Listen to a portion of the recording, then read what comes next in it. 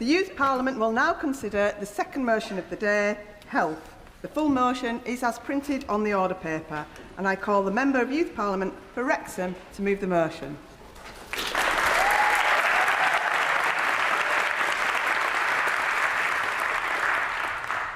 Diolch yn fawr iawn, Madam Deputy Llefarydd. Thank you very much, Madam Deputy Speaker. The 5th of July 2025 marks 77 years since the establishment of the National Health Service, the NHS, and it was a Welshman, Aneurin Bevan, who was the Minister of Health responsible for this, a service to serve from the cradle to the grave. But what we see today is a service lacking behind most EU countries in terms of funding, and as a result of this, services are lacking and waiting times are skyrocketing. Take in the north of Ireland, for instance, where BMA data shows that 22% of people are on some sort of waiting list, or in England, where 11% of people are on some sort of waiting list. This, combined with the unaffordability of youth clubs and gyms, is negatively impacting young people. But it's not only the problems facing us, the problems in our services, Madam Llefarydd, Madam Deputy Speaker, but also substance misuse as well. It's reported that 12,418 young people accessed substance services within the NHS in England, up 10% within 2022-2023, a normalisation which cannot be accepted. On top of this, young people face a mental health crisis the likes of which the world has never seen before, only worsened by the fact we see a postcode lottery for treatment, with NHS Scotland seeing the majority of their patients within 18 months, while some in England are condemned to await upwards of 800 days for an appointment. It's impossible to talk about mental health as well without mentioning men's mental health, with ONS data finding that men are 3 times as likely to die by suicide, and with Mind Cymru finding that within Cymru, or Wales, there was a 16% rise in male suicides in the year 2022-2023. It is to these ends, Madam Deputy Speaker, that we demand action. We recommend expanding rehabilitation and mental health networks, placing trained professionals in every school, enforcing underage sales laws to a stricter level, increasing investment in youth services, and integrating physical and mental health support. These recommendations aim to make a service fit to help young people flourish from the cradle to the grave. Diolch yn fawr iawn. Thank you very much.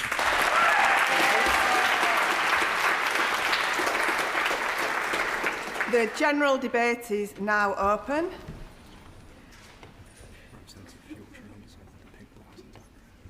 And I call the representative from Yorkshire and the Humber on the back row with a pink blouse on. Thank you, Madam Deputy Speaker. My name is Mabruka Agbabayeka and I'm an MYP for Rotherham. Health is fundamental to any young person's success.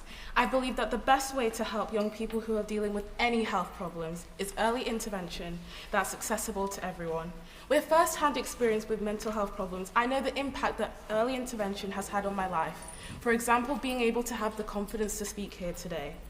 Many young people bravely reach out for support. However, they are let down by the lengthy wait times, causing them to struggle for years. Often, it causes young people to break down before even getting the help they reached out for in the first place. How do we expect young people to achieve their potential when they can't even get the help they so desperately need in time?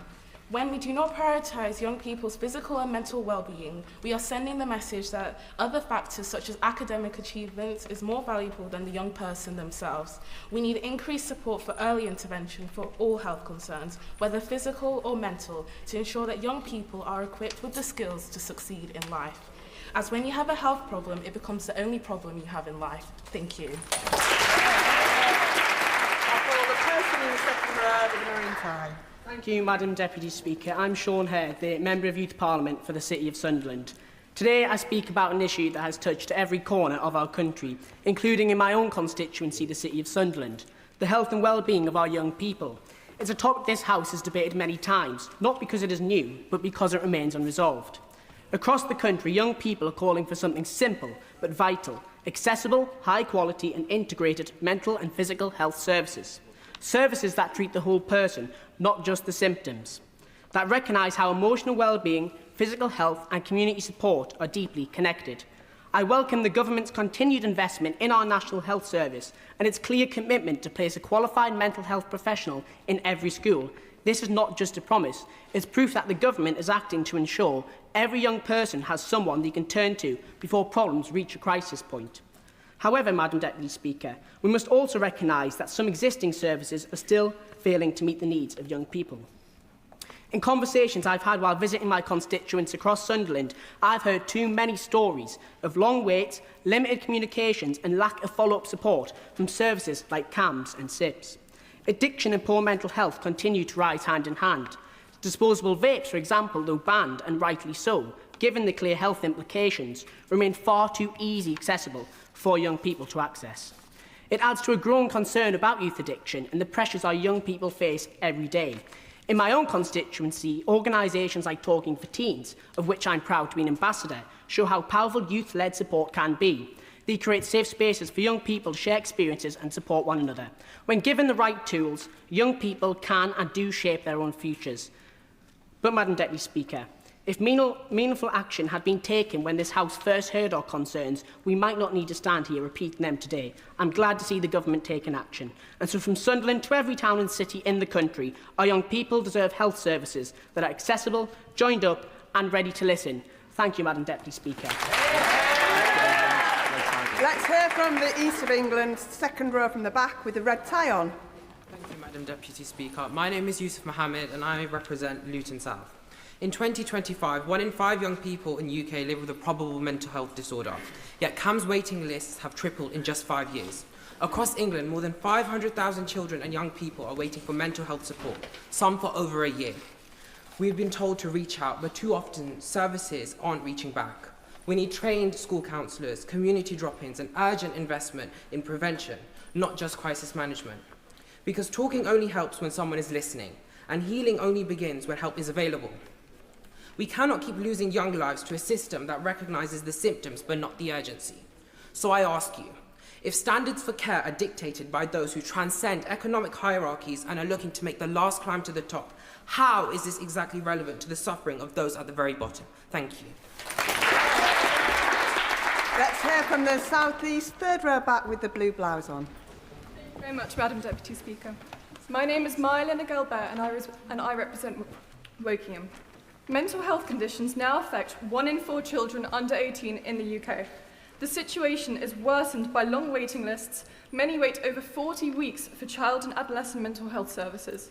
These delays leave children struggling with anxiety, depression, and stress during critical developmental years, impacting schooling, social relationships, and family life. We must treat children's health as infrastructure, not as afterthought. Embed counselling, psychological support and social prescribing in schools, invest in community mental health hubs and ensure every child can access timely care. Early intervention is both compassionate and cost effective. Every pound spent preventing crisis saves multiple pounds in treatment later. Madam Deputy Speaker, investing in mental health of children is an investment in the future of the nation. Healthy children grow into confident, capable adults ready to contribute to society. Thank you. Let's hear from London with the bright red jacket on. Thank you, Madam Deputy Speaker. I'm Myra Soni and I'm the Youth MP for Westminster. If you are part of the 1 in 5 young people with a mental health condition, or the 33% of young people who have self-harmed, where do you go to for help? Who do you turn to? COVID only exacerbated the mental health crisis we are currently experiencing. And as a young person who has personally struggled with their mental health, there is not enough access to care and preventative care for young people. According to the Children's Commissioner, 40,000 young people face waiting times of more than 2 years. This is not inevitable, and we need to take action now. Madam Deputy Speaker, it is impertinent we urge the government to invest in timely and good quality care, which is accessible to all young people, regardless of their background or postcode. But care is not enough if it is not provided equitably. We need to make sure it is delivered in a way that is culturally competent for asylum seekers and refugees. Lastly, we mustn't forget the impact social inclusion and financial insecurity have on young people's mental health. By investing in youth centres, we can create communities where young people will thrive. Thank you.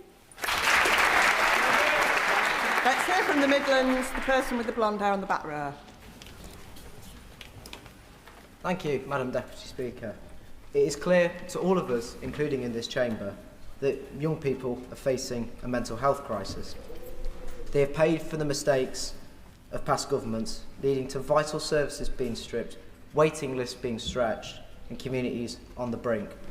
It is clear that we must restore proper funding, rebuild community support, and make early prevention a national priority. Every young person in this country deserves free and comprehensive healthcare, regardless of their situation. Madam Deputy Speaker, it is time to rebuild what has been lost and give back hope to young people who have paid for the mistakes of past governments. Thank you very much. Let's hear from Northern Ireland with the red tie. Thank you, Madam Deputy Speaker. Health and wellbeing, my name is Jack and I am the Member of Youth Parliament for North Down. Health and wellbeing are among the biggest challenges facing young people today. Across the UK, over 78,000 young people have waited more than 2 years for mental health support, with 2/3 of CAM referrals weren't seen within 4 weeks. In Northern Ireland, that situation is even more severe, with 1 in 5 young people experiencing a mental health problem. 15% of 11-year-olds and 39% of 16-year-olds describe their mental health as fair or poor, and yet services remain underfunded and overstretched, with a cost of £3.4 billion. But there is hope in all this. Between 2015 and 2021, the belief that suicide is inevitable dropped from nearly half of people in Northern Ireland to just 14%. And in 2023, only 10% of people held a very negative attitude about seeking help, proving that stigma is starting to fall. No young person should have to reach crisis before they're taken seriously. We must build a system that provides early and accessible support and where mental and physical health are treated as one, and where every young person has the chance to not just survive, but to thrive. Thank you, Madam Deputy Speaker. And we'll have someone from the southwest on the back row with the blue top on. Thank you, Madam Deputy Speaker. I'm Emma Brown and I'm representing Somerset in the southwest. We're all standing here today because we believe in the power of one thing: youth voice. The key to improving health services for young people begins with something simple yet powerful: listening to us, to our experiences, our challenges, and our ideas for change. When young people are listened to, the changes that need to be made become clear. By adopting a youth-led approach, we can improve health services to truly reflect our needs, to make us to feel supported, understood, and valued. Because when young people have a voice in the decisions that affect us, we don't just build better health systems, we build stronger, healthier communities for everyone, including the young people who will in the future run and play a vital role in our health service. When you invest in young people's health services, you invest in us. Youth services are also fundamental to achieving an integrated mental and physical healthcare systems to support young people. But what's holding them back? Funding.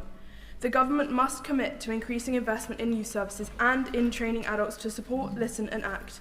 In a survey I conducted in my constituency, over 80% of young people said they didn't believe the adults that they go to for support understood their situations well enough to help them. This has to change. Listen to young people, fund youth services and educate adults to improve health services for all.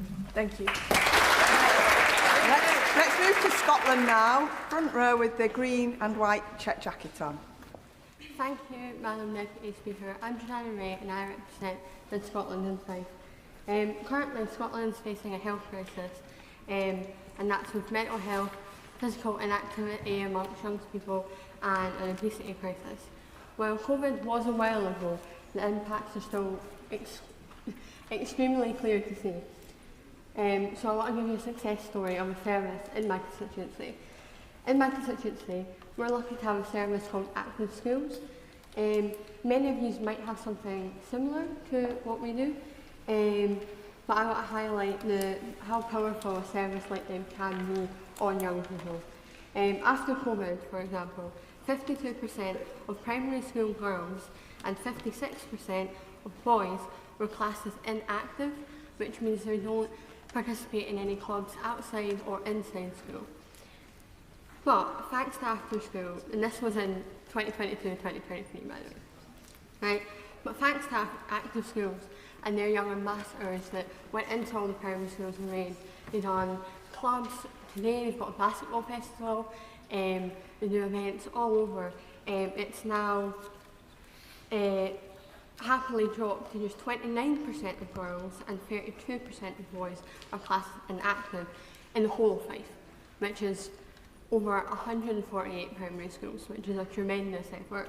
And that's a huge shift in only 4 years. And it shows that it is possible when local authorities invest in ambitious community services, that their main goal is to help young people. Thank you. And we'll go to the northwest now, second row back with the grey suit on. No. Thank you, Madam Deputy Speaker. To be born is rare. It's around 1 in 400 trillion. We've won the genetic lottery, and yet for so many of us, our circumstances still decide our future. As young people, we are the doctors, we are the teachers, the politicians of the future of this country. We all deserve an equal chance to grow, learn, and become the person who we might become one day. But too often, things like money, background, or where we live take those opportunities away from us.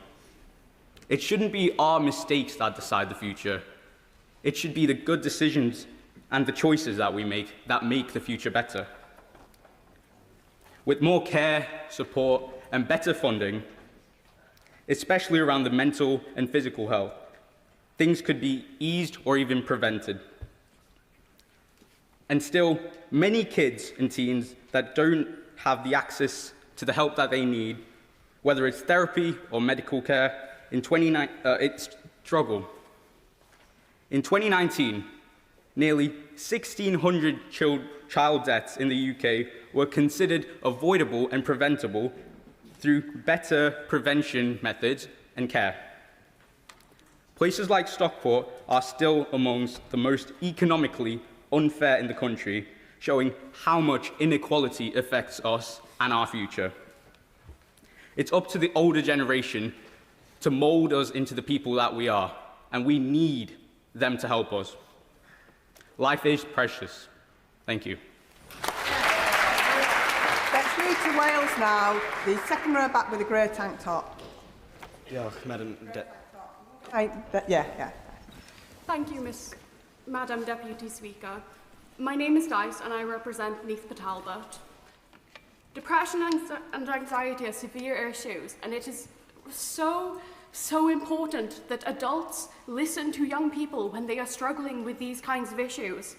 It has also been proven that early intervention helps allow adults to help to support young people better, to give them the resources, and it improves the effectiveness of the treatments they are being given if they are caught on early. Mental health should be treated as much as a big issue as physical health should be. Thank you.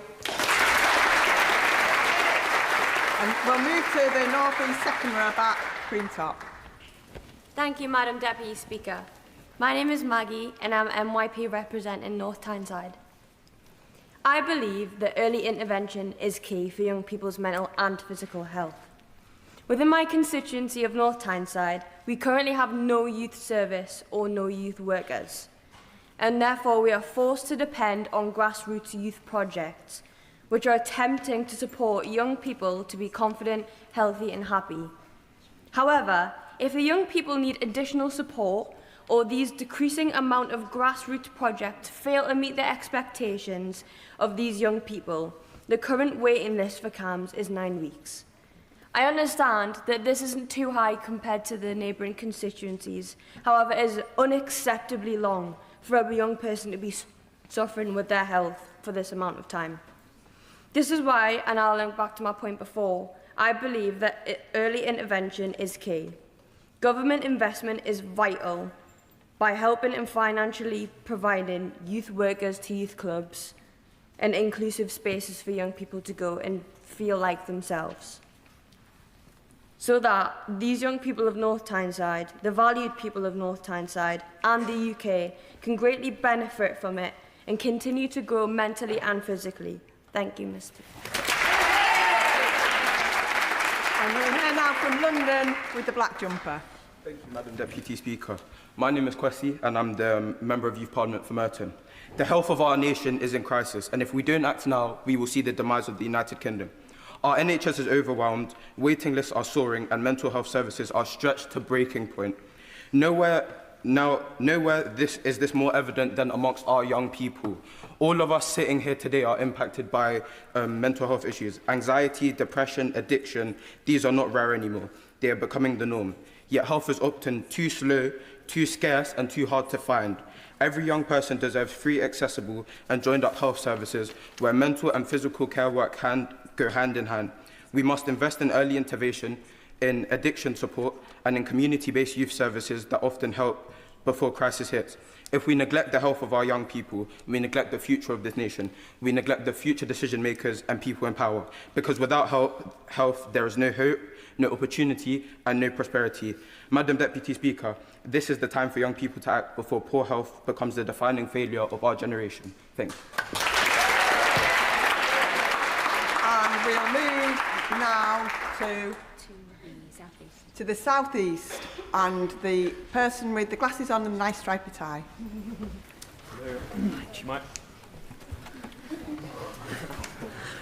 Thank you, Madam Deputy Speaker. My name is Gabriel Cleland-Hyde and I represent the lovely constituency of North West Hampshire. I found my voice, yet so many others are still struggling to find theirs. Madam Deputy Speaker, every child deserves a voice. And as a government, we should see it as our duty to speak for the speechless. And it needs to start by putting the people first. We need to prioritise cutting down the waiting list, educating teachers on how to properly support those disabilities, and finally by ensuring that young people with disabilities are accurately represented in this beautiful chamber. With the right support, anyone can achieve their full potential. Thank you.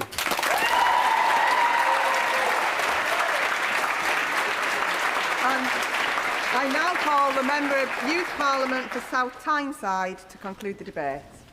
Thank you, Madam Deputy Speaker. My name is Anissa and I'm representing South Tyneside. I would like to start by thanking everyone for their insights on this very sensitive topic. To conclude the debate, I call for the UK Government to listen to us, to hear our cry when we say the current rehabilitation and mental health support services are not working. Without early intervention from services, the problem will only escalate, as proven over the last few years. In England alone, 44,386 young people waited between 1 and 2 years for mental health treatment in 2023 to 2024, a 64% increase from the previous year's data. How long must we wait until it is too late? In addition, it is alarming how common substance abuse has become, especially as NHS Digital in 2023 revealed that 1 in 8 young people take drugs before 18. We, as the UK Youth Parliament, think there should be more awareness of addiction that is accessible to all young people, such as the use of the charity Young Minds advertised in schools and the curriculum. We know the NHS is strained and underfunded, but how can we accept the fact that only 1% of the NHS budget was spent on children and adolescent mental health services in 2023? Although services are available for young people, the 1% investment does not meet the high demand. These services need to be free and accessible for all young people within a timely manner to prevent an increase in suffering. The chronic underfunding and long waiting times, combined with poor school to NHS coordination, are leaving many without early support, worsening both physical and mental health outcomes. We recommend more investment in services for young people who suffer with addiction and mental health, especially those designed for ethnic minorities and men, as they are often excluded by stigma and cultural barriers. This would ensure that young people are looked after by the NHS and safeguarded within school to ensure that we are protected from the cradle to the grave. Thank you very much.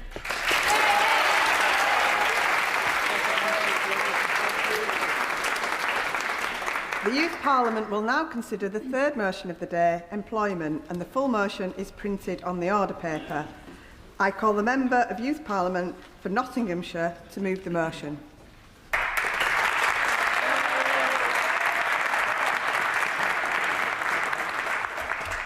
Thank you, Madam Deputy Speaker. If the recommendations we are making today as a part of this report are taken on by this government, it will be providing young people with a chance, a shot. Young people are aspirational, they're ambitious and they're capable. But today, for the young people we represent, the opportunities are scarce and the help is slim. Saving and affording the futures we dream of is hard. What's making it harder is the lack of a fair wage. To work as a 16, 17-year-old today is to be ripped off, to be paid less than a 22-year-old, despite the fact you're doing the same work. Why? Because of simply your age. Many would say we don't need more than the £7.55 an hour. We aren't living independently. We don't need a living wage. I say, just try saving for a car, for tuition fees, and see how difficult it is to afford a future on a wage like that. There's a lack of opportunity in actually finding employment. Why are we not supporting enterprise, bettering yourself, supporting employers to see young people not as a risk, but as an investment in the future? Right now, to be ambitious as a young person, to be willing to work, to graft and have the drive to achieve your future results too often in being turned away. Told you're competing for a job alongside another 60 young people, that at 16 you need 2 years of work experience. It isn't just about numbers, about putting life on a plate, no. It's about dignity, it's about fairness, and the recognition of the hard work young people contribute, who despite it all are still trying, earning and working, building futures worthy of the talents and skills they possess and are accused so wrongly of lacking. What faces us all, each difficulty, each challenge, I still see us all carrying on, managing a changing world, inflation that makes house prices, car insurance and university so unachievable. Young people keep achieving, keep being tolerant, open-minded, progressive, driven with ambition and aspiration. That just makes me think how great our generation will be. Thank you. And we'll go to London first, second row back with the brown top on. Thank you, Madam Deputy Speaker. My name is Manel Bensada and I'm honoured to be representing Brent in North West London. Employment is about more than just earning a wage. It is about dignity, opportunity and the chance to build a future. Yet, across the UK, too many young people are shut out of meaningful work experience and internships, not because they lack talent, but because they lack connections. As someone who's just started university, I have really seen how opportunity is often tied to who you know, not what you can do. Connections come with a level of privilege, shaped by social class, school, and even ethnicity, forming barriers to social mobility. According to the Sutton Trust, over 70% of internships remain unpaid, while 16 to 20-year-olds can earn nearly £5 less than a 21-year-old, even on minimum wage. For many, these rates mean a choice between survival or experience. That's why this motion is so important. My fellow MYPs, fairness in employment is not a favour, it's a necessity. Every young person deserves guidance, access, and a fair pay, regardless of background or circumstance. Because opportunity should never be inherited, it should be earned and shared by all. Thank you. And we'll now move to the southwest, the person on the very back row with the blue suit and blue tie. Yeah. Thank you, Madam Deputy Speaker. My name's Bill, and I know that in my constituency in Plymouth, young people are concerned that they will be able to make informed decisions about their careers and that they will have sufficient opportunities throughout their education, getting access to work experience in their chosen field. From my own recent experience, I'm aware of the difficulties young people face. Too often, obstacles are put in the way, limiting access to the world of work. These can include things such as the cost of travel to a placement, not having the right clothing, not having the right connections, even geography and disability can play a role in this. Employers often say that they have a lack of time or resources to supervise these opportunities. The no experience, no job cycle continues as young people face the paradox of needing experience to get a job, but can't get experience without a job.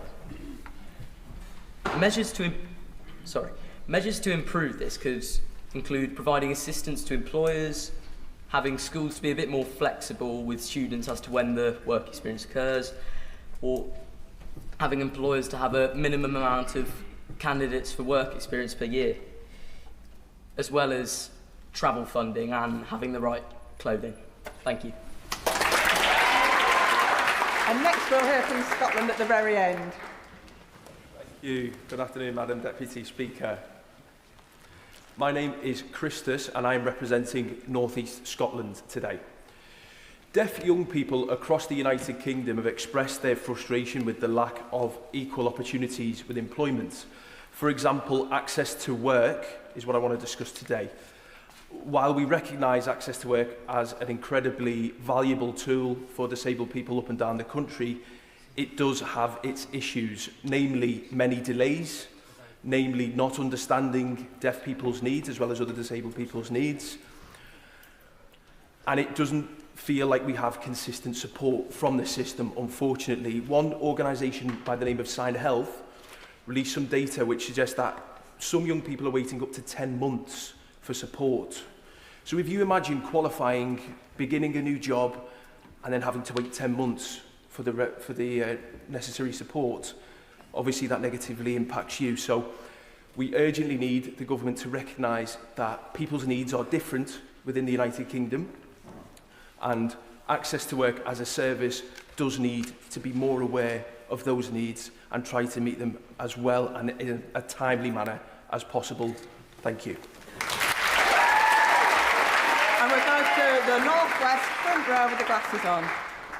Deputy Speaker, my name is Deepa Kusha, MYP for the Cheshire East. Every young person deserves a chance to build a future, not just a dream of one.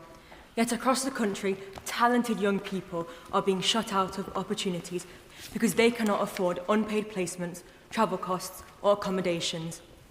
Work experience must be fair and accessible to all, not a privilege for those who cannot afford it.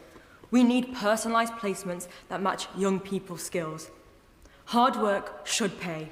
No matter your age, fairness should be the foundation of our workforce, not an afterthought. If we want a generation ready to lead, we must give them the means to start. Equal pay, equal opportunities, equal respect. That is the future that we deserve. Thank you.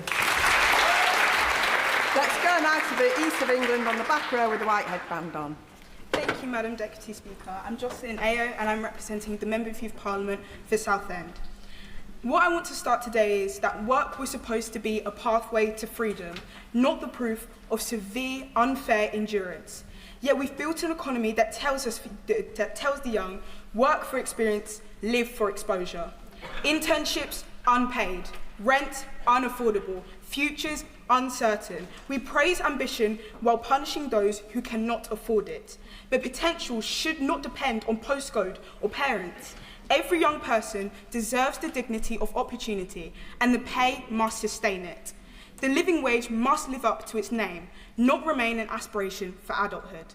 The test of our progress, said Franklin Roosevelt, is not whether we aid to the abundance of those who have much, but whether we provide enough for who have little.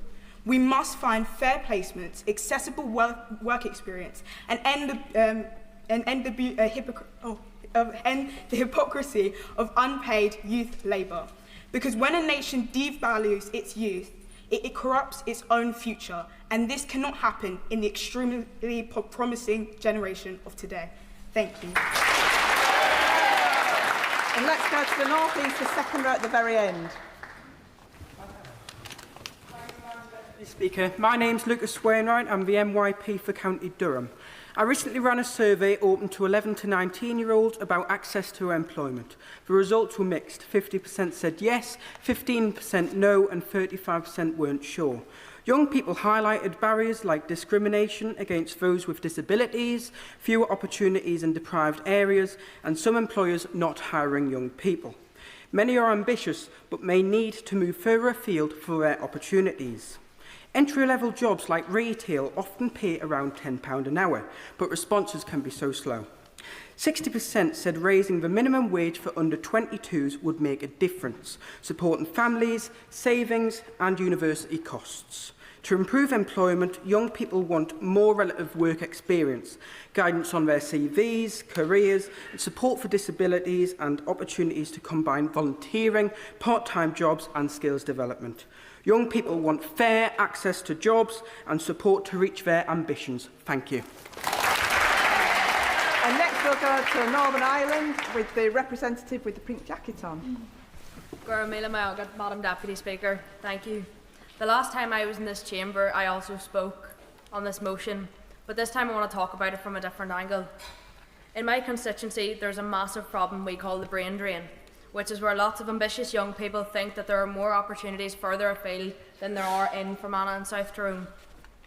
And mainly this is because it's an unattractive place to live and work because of the defunding of healthcare, the closure of many GP practices, but mainly because of the infrastructure. When I was born in 2007, the government announced that there would be a new road, the A5 would be built. Now I'm standing here at 18 years of age and there has been nothing done since. And I want everyone to take a moment and look at this area of the chamber. There is 57 young people sitting here, and since I was born there have been 57 lives lost on the A5. Enough is enough. Why would young people want to stay and work in a constituency where the government won't do anything to keep their lives safe? We need to remember that human life is priceless and this needs to be done ASAP.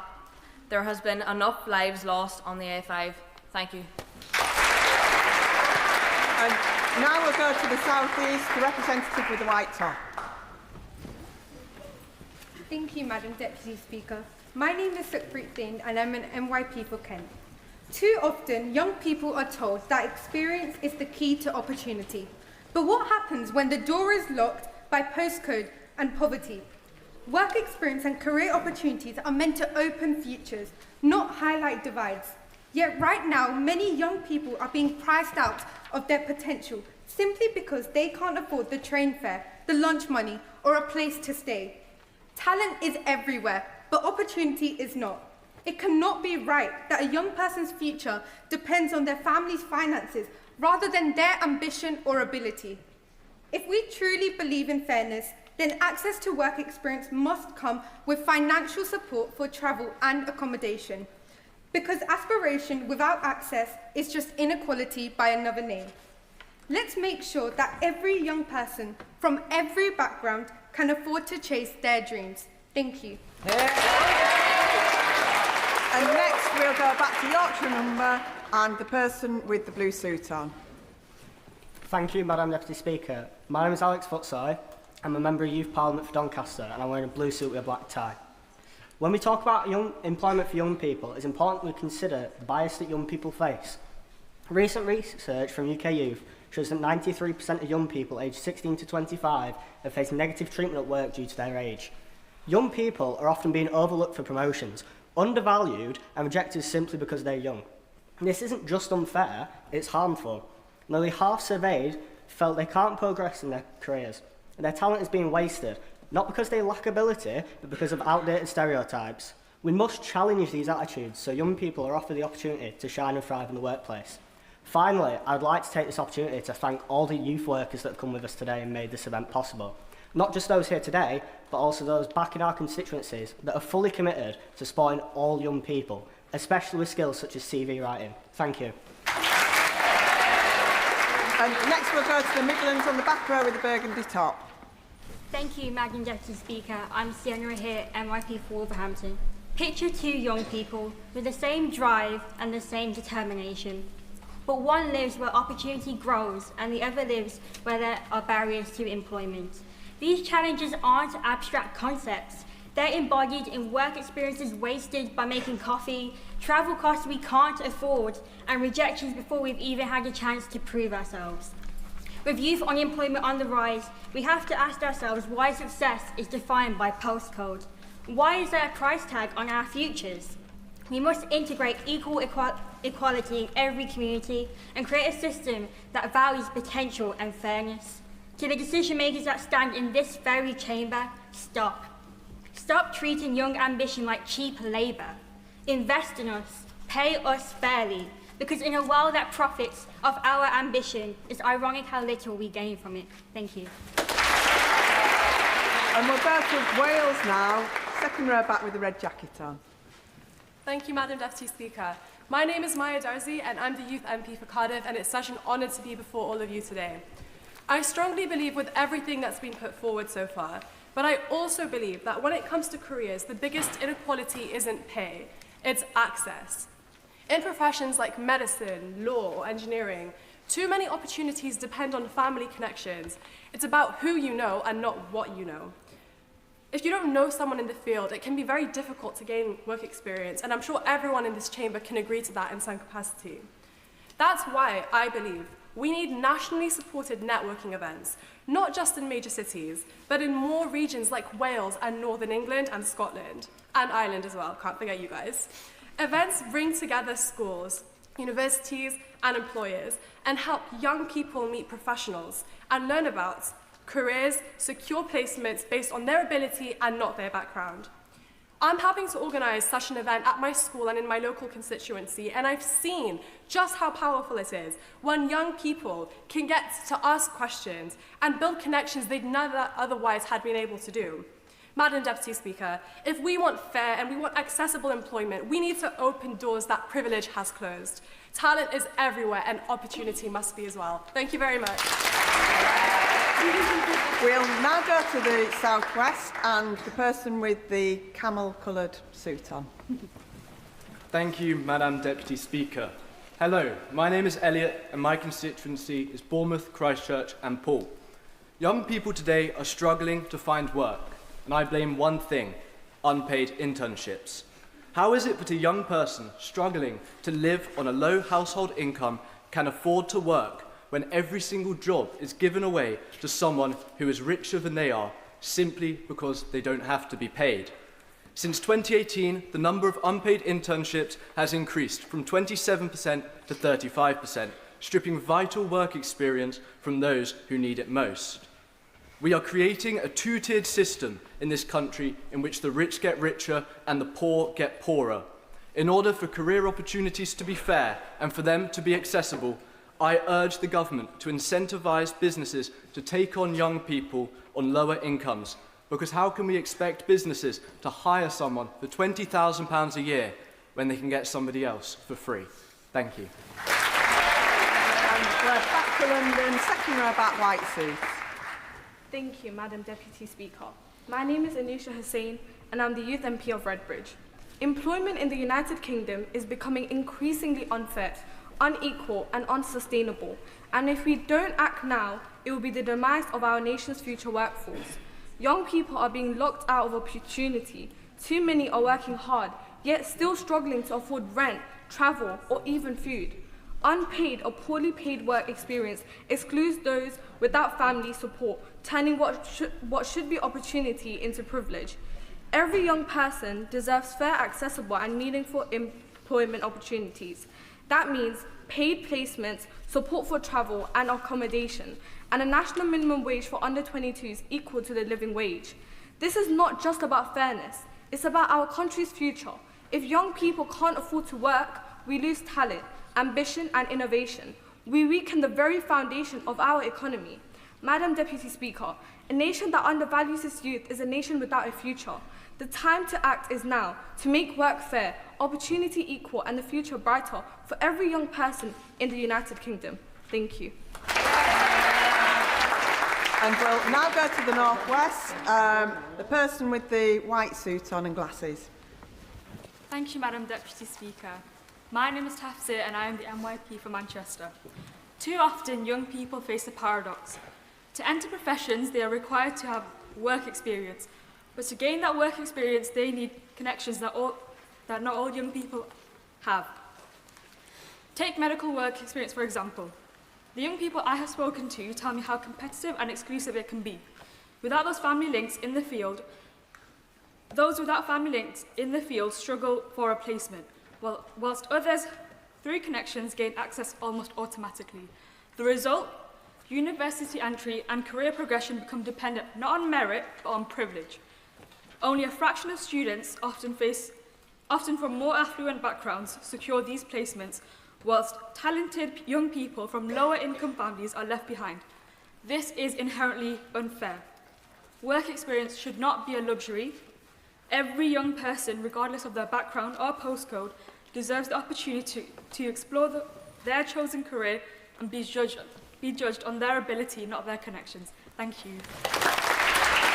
And we're going to go to the back bench to the person with a grey suit on. Thank you, Madam Deputy Speaker. My name is Emperor David Ikechukwu and I'm the Member of Youth Parliament for Kingston upon Hull. As the MYP for Hull, I rise to speak on an issue that so many young people talk about, yet so few decision makers truly understand: employment.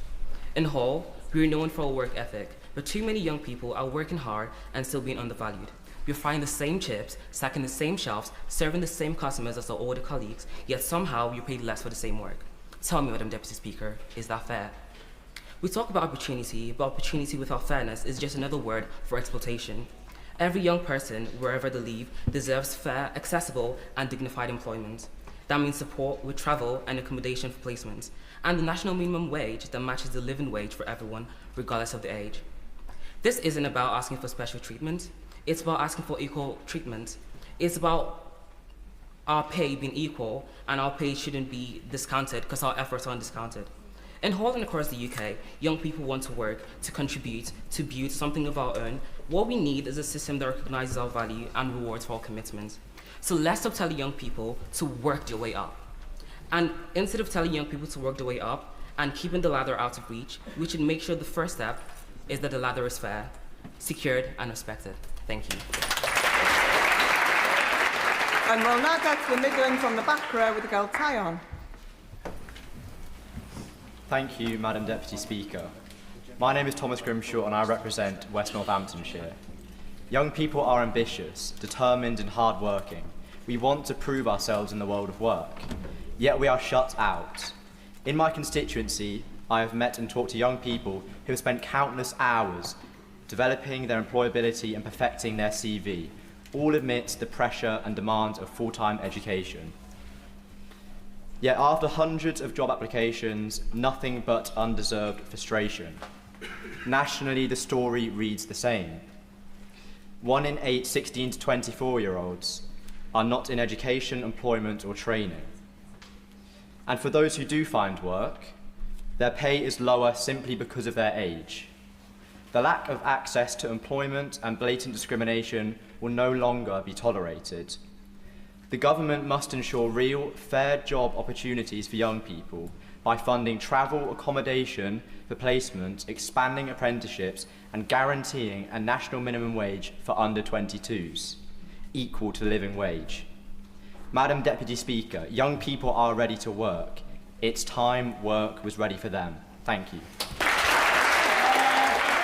We'll now go to Wales, right at the end of the bench. Diolch, Madam Deputy Speaker. I'm Candy and I represent RCT Rhondda and Taff. So as has been mentioned many times, the under 18s minimum wage is £7.55.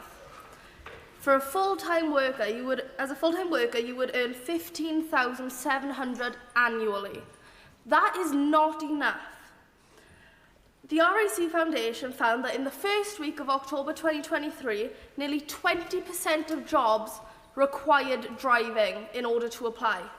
How is a young person able to learn to drive when the average price of a 2-hour lesson is around £40? It's almost impossible. Young people cannot live sufficiently on the minimum wage. For those who are not dependent on their parents or others, they are struggling. Disabled young people even more so, as even more jobs are difficult as they are currently as the current jobs are mostly physically demanding. And as previously mentioned during the health debates, the waiting lists for diagnosis are extensive. And part-time work is really difficult to find as it often clashes with full-time education timetables. How are young people able to work and earn and learn when there is nothing put in place to support that? And what about the young carers whose family rely on them working? It's impossible for young people to do anything without additional support. Thank you. And we'll now go to the northwest, right at the end of the bench again. Thank you, Deputy Madam Speaker. I'm Ryan Matopin, one of the members of the Parliament for Salford. Fair and accessible work experience isn't just a privilege, it's a foundation for young people and their future. But that opportunity to go into a workplace and to experience what it feels like to get into a workplace, it developed. That first opportunity to step into a workplace can spark ambition, confidence and hope, yet too many young people never get that chance. A 2023 Youth Employment Survey in the UK stated that 1 in 3 young people have to give up their work experience, not because they don't want to, but because they cannot afford to do so. This isn't fair. Why is it some young people do not have that chance to have the same opportunities as other young people, simply because they cannot do it? That is outrageous.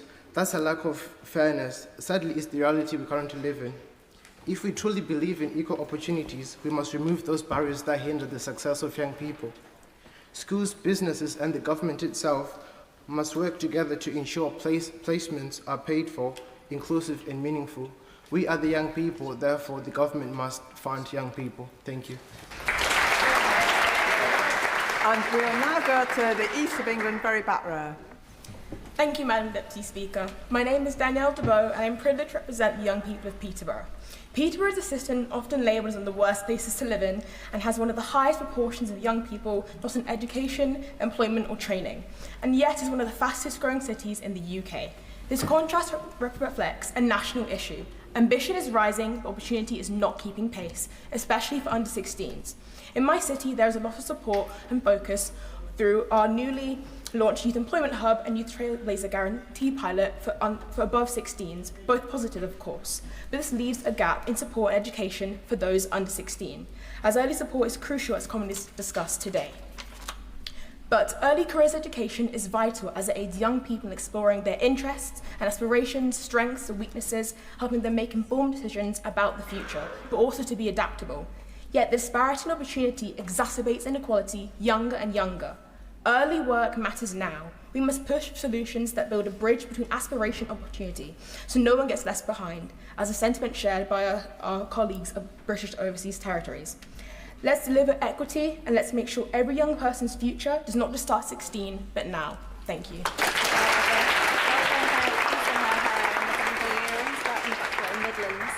Representative for Dudley. Representative for Dudley. Thank you, Madam Deputy Speaker. I'm Ali Davis and I represent Dudley. It's not fair.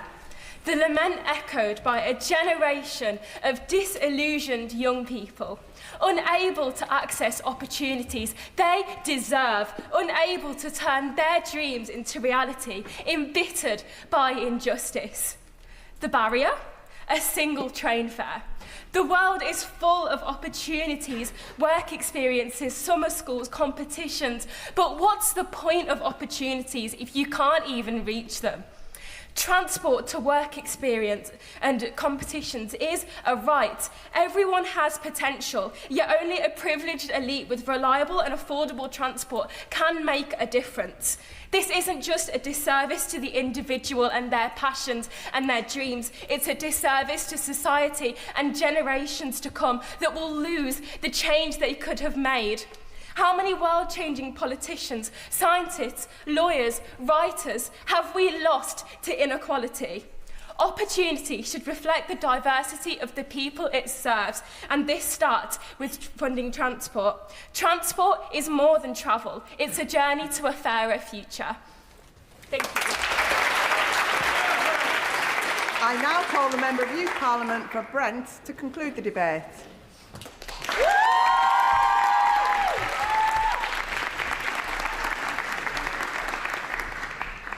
Madam Deputy Speaker, let us be clear.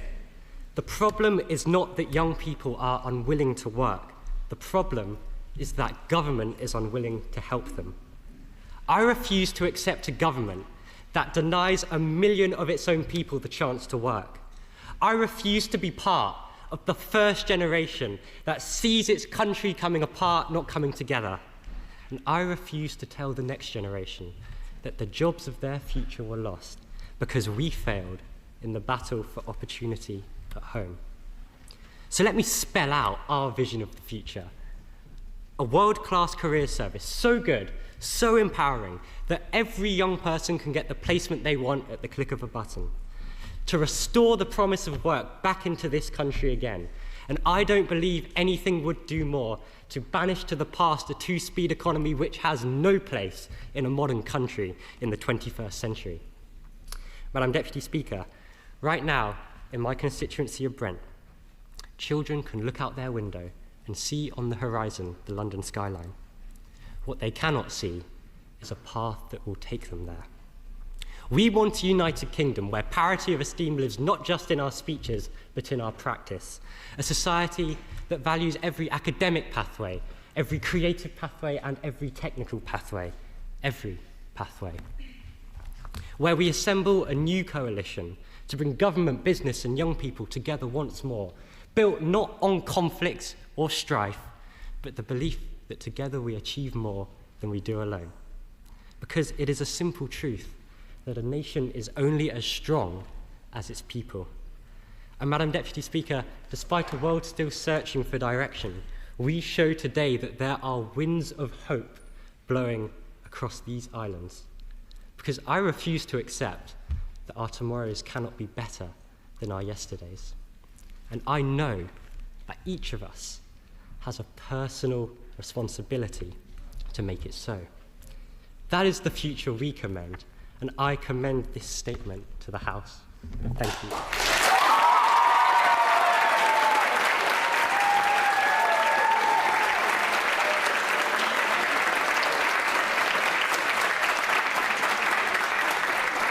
Order. Thank you for the privilege of chairing today's Youth Parliament, and I'm now handing over to my friend and colleague, another Madam Deputy Speaker, who will chair the conclusion of the day. Thank you very much.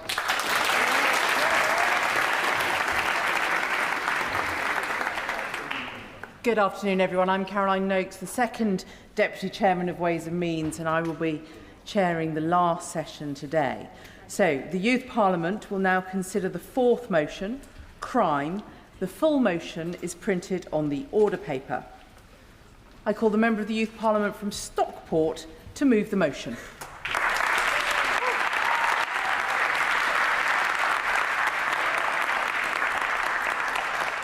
Thank you, Madam Deputy Speaker.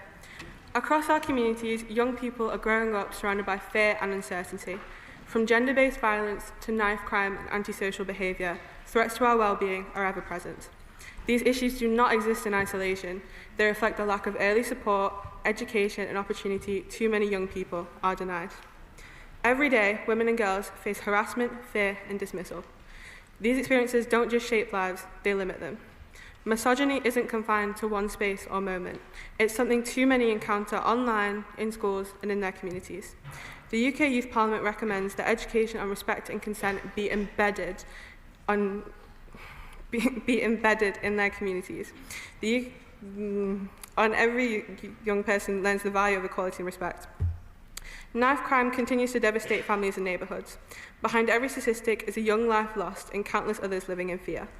In fact, knife crime has increased by around 81% since 2014, showing just how rapidly this crisis is escalating.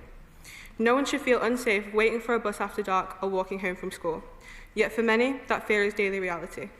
That is why the UK Youth Parliament calls for tighter restrictions on online weapon sales and investment in youth spaces and mentoring programmes that offer hope and alternatives. Crime prevention depends on trust. Police who build genuine relationships with young people and the services that support them can guide and protect more effectively. Being present in schools and youth spaces helps officers understand challenges, offer support, and help young people make safer choices.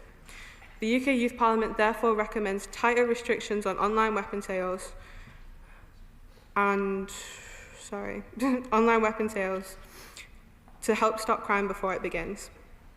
We are not asking for sympathy, we are asking for action. The UK Youth Parliament stands for a future where every young person feels valued, supported and safe. Let this be the generation that turns fear into empowerment and words into real change. Thank you. The general debate is now open, and I call the Member of the Youth Parliament from London in the cream trouser suit. Thank you, Madam Deputy Speaker. My name is Elaf Al-Najjar and I have the honour of representing the constituency of Hammersmith and Fulham in London. Too many young people are losing their futures to crime as victims or offenders failed by the system. It is alarming how often lives are lost to crime without changes occurring as a result. We need stronger communities, earlier intervention and better education about respect, consent and consequences, not just stronger penalties. Tackling crime isn't just about punishment, it's about prevention. Youth clubs, cadets, youth voice opportunities, sport groups, and mentoring schemes keep young people off the streets and give them purpose. Which is why it's crucial that these are still funded and protected to continue the support they provide young people. When young people are supported, we make safer choices. When we're heard, we feel hopeful. In Hammersmith and Fulham, the local authority, youth programmes, local police partnerships and more are already working to tackle knife crime and build safer streets. But we need this investment in every community, not just a few. Madam Deputy Speaker, safety is not about fear, it's about freedom. Let's build a country where every young person can walk home safely, feel respected and have the chance to choose a better path. Thank you. I now call the Member of the Youth Parliament from the South East with the blue spotty tie. Thank you, Madam Deputy Speaker. Thank you, Madam Deputy Speaker. My name is Sonny Steffes and I represent the glorious but small Brighton and Hove. I would like to start by drawing this House's attention to the glaring fault in our legal system. These blades clearly have no other intention of use. Personally, I don't need a machete to cut some cucumbers. According to current legislation, this item only becomes illegal if inscribed with aggressive or violent language. Let me be clear, it is not the words that kill. To get these knives off our streets, we must start at the source. So I implore this government to overrun this ridiculous law and protect our youth. Thank you. I now call the Member of the Youth Parliament from Northern Ireland. Madam Deputy Speaker, my name is Robin Ballantyne and I'm the MYP from Lagan Valley in Northern Ireland. And we cannot talk about gender-based violence without discussing Northern Ireland. Ulster University found that 70% of women in Northern Ireland had experienced gender-based violence this year alone, and 98% in their lifetime. Between the years of 2020 and 2024, 28 women have been brutally murdered in Northern Ireland, with only 24 of their families seeing the defendants charged. These women are not statistics. They were mothers, they were wives, they were sisters, they were friends, but above all, they were people. They were people that live in the most dangerous place in Europe to be a woman. But this is not an issue that is isolated to one generation. These women aged between 23 months to 81 years, with this chamber hearing my very own MP, Saoirse Eastwood's own personal story. I beg this chamber to push for stricter restrictions for those that commit offences against women and girls. Thank you. I call the Member of the Youth Parliament from the North East. Thank you, Madam Deputy Speaker. I'm Sophie Bloomfield, representing Redcar and Cleveland.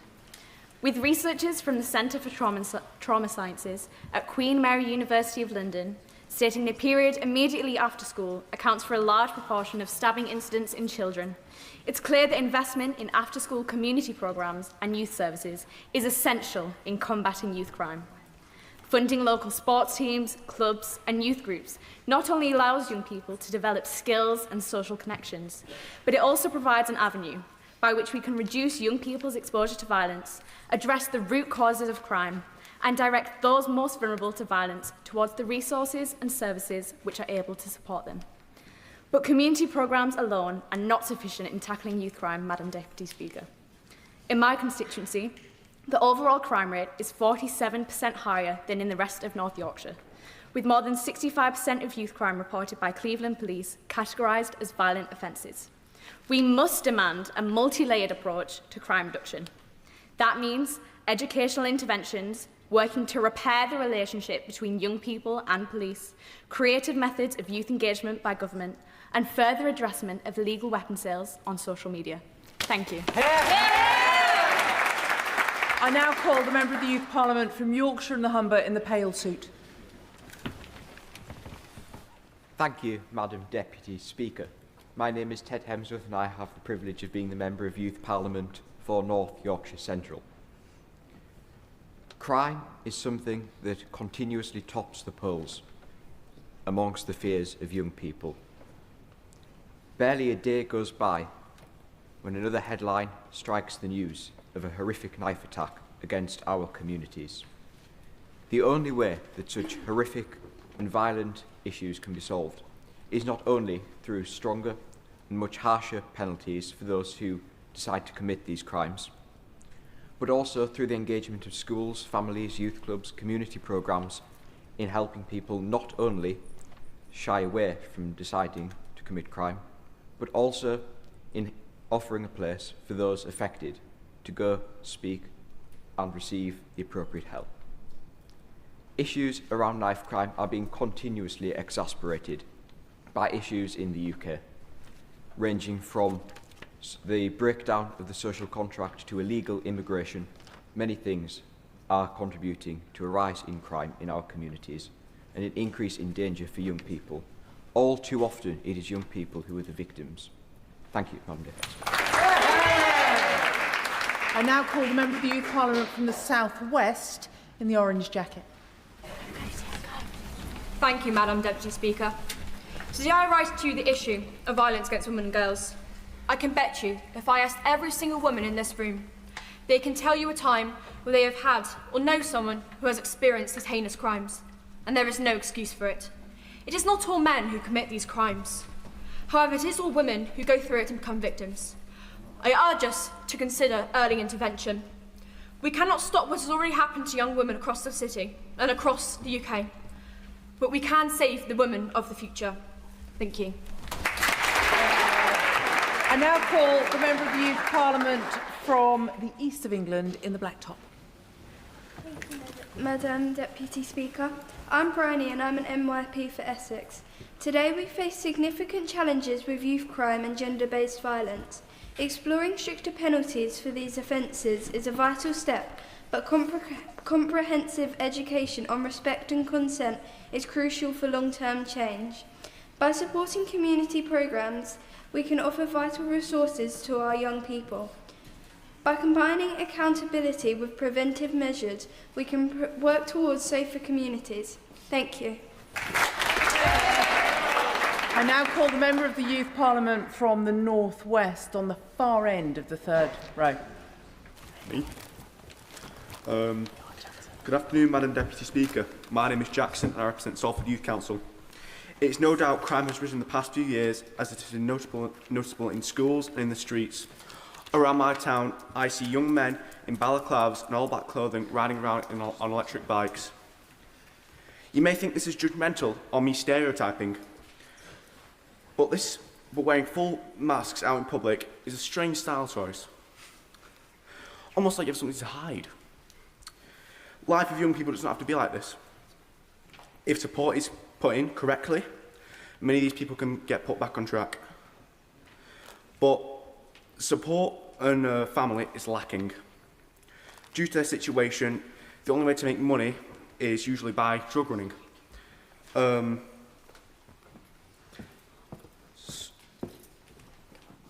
We need to find these young people and help them before they fall too deep into this way of life or end up in a grave where their families devastated or in prison. Thank you. I now call the Member of the Youth Parliament from Scotland. Thank you, Madam Deputy Speaker. My name is Katrina and I represent Central Scotland. Article 19 of the UNCRC says that every child has the right to be protected from being hurt and mistreated. So, if we want to protect children's rights, real, noticeable action needs to be taken to stop crime and its effects on young people. In the case of gender-based violence, better education and prevention is an absolute must. When asked, both young men and women in Scotland agreed that education on gender-based violence should be improved to educate young people of all genders so that everyone is aware of how their actions can impact others. I call on all of you to put these preventative measures at the front of your thoughts so that we can stop young women from ever having to deal with gender-based violence before it happens. Thank you. I now call the Member of the Youth Parliament from the Armed Forces.